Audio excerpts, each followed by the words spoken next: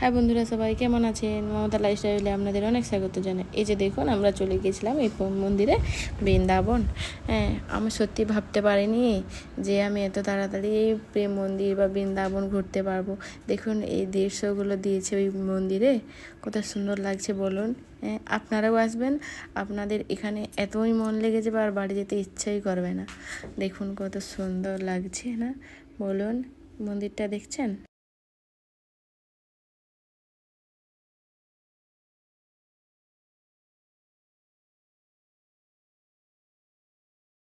চলুন এবার যাওয়া যাক।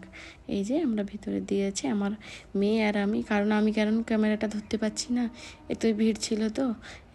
দেখুন কতজন এইখানে, বাপরে। বৃন্দাবনে যে এতই ভিড় হয় তা তো আমরা জানতাম না, আমরা এই ফার্স্ট বার এসেছি তো, তাই জন্য দেখুন আপনার এই দেখুন রাধাকৃষ্ণ কত সুন্দর। আর মন চাইবেই না বাড়ি যেতে, এত সুন্দর মন্দির বলুন, কত লোক ভিতরে।